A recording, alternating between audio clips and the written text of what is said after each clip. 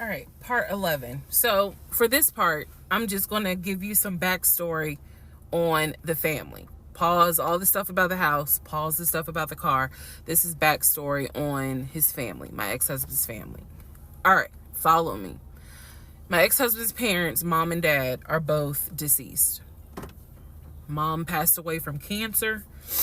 Dad passed away shortly after her. I'm not sure what he passed away from. So he has a number of siblings. He has two, with his parents, he has two siblings, two brothers, excuse me, two brothers.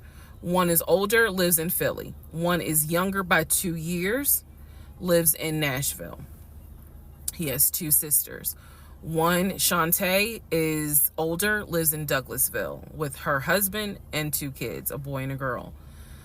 Younger sister, Kim, is the baby, lives in Augusta with her husband, worked at, I think he told me, Procter and Gamble. That was the story. He had two half brothers that were through his dad.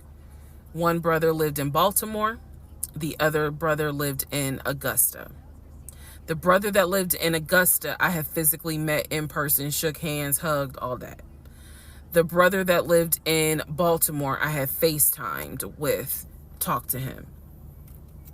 The brother that lived in Philly, the older brother that he looked up to, I have never talked to him on the phone. I would always talk to him through my ex-husband. So the conversation would be like, hey babe, brother so-and-so said hey. He didn't call him brother so-and-so. We'll call him John. John said hey. Hey John. I would be in the bathroom doing my hair, brushing my teeth. Hey John. And he would be like, did you hear? He said, how you doing? I was like, I'm good. How's he doing? Because that's just me. And so he would relay back and forth, back and forth, back and forth. He talked to John every day from starting around July after the grandmother passed away. He would talk to John every morning. We both would be getting ready for work and he would be on the phone with John. They would be talking for 30, 40 minutes, talking about football, talking about other siblings. They would be talking about cars. It was really like not a big deal. They would talk about the brother in Baltimore, they would talk about the brother in Augusta, and then they would reminisce. This is the conversations I could hear. Let me explain.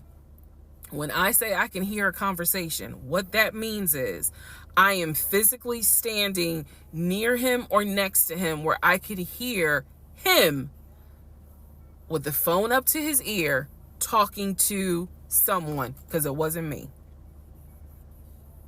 Okay? I may not hear the other person because the phone call may not be on speakerphone. But what I hear is, for example, I hear, hey man, what y'all doing? Oh, for real? Y'all barbecuing this weekend? What y'all making? Oh, that's what's up. Nah, I think me and her gonna stay in this weekend because, these numbers is looking crazy with COVID. Yeah, she over here. She's just sitting right here. She watched the TV. Okay, hold on. John said, hey. Hey, John. You heard her? Okay. All right, bruh. I just wanted to check in on you. That's the type of conversation I'm explaining. Okay, so I hope that gives a little more clarity about the type of conversations I'm hearing. So, I don't know why this light keeps going out. Okay. So that's how he would talk to his siblings. The grandmother passed away. He called me around April or May and told me that his grandmother passed away. His grandmother, on his dad's side, had died suddenly from COVID. She had symptoms. She went to bed and did not wake up. He was distraught. He was crying. He wasn't eating. He was just sitting there, listening to music, not watching TV, just sad, because he was like, my grandmother was always my support system. So from what I saw, it really bothered him. I did not think anything of it. I'm one of those people, if you tell me somebody in your family passed away, I'm gonna believe you, because I don't play about death. And I guess I expect other people don't either. However, that is not the same for everyone else, but we'll get there. So family, he had his sister Shantae, who lived in Douglasville. Like I said, she was married with 2 kids. Apparently she was a nurse. So when I had my miscarriage, that was a sister that he was like, my sister will take you to the hospital. Like, that's what family does. Okay. I had never met Shantae. I've been on the phone, or excuse me, I've been around him when he was on the phone with Shantae. Never heard her part of the conversation. But he would be talking to his sister. That's what he said. That's what it sounded like too. Now, what is interesting is that we lived maybe 35, 40 minutes away from Douglasville. So there were plenty of times that he had invited me to go with him to his sister's house. Okay, let me tell you how this would always work out. Total times he invited me was probably 3 times for different barbecues or whatnot. The first time he invited me, I was like, nah, I ain't going, because again, COVID. And she's a nurse. Hell no. The second time he was like, yeah, she invited us, but I don't think we should go because COVID. No. The third time I agreed to go. I was like, absolutely, I'll go meet your sister. Like, that'd be great. On our way to her house, to Douglasville, to go see the sister, apparently he got a phone call. The phone was always like on vibrate, but he got a phone call and he told me that something came up, and so she had to cancel the barbecue, the get together, whatever. And so I was just like, oh man, okay, well, hopefully we can go another time. It didn't happen close enough for me to have red flags, if that makes sense. But at this point, as y'all probably like, girl, you so blind.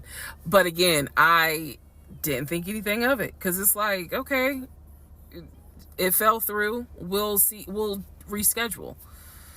And so we just went out to eat, and then he talked to another brother, the brother from Augusta that he would have on speakerphone. So it was like, I didn't think anything of it. I really didn't. Man.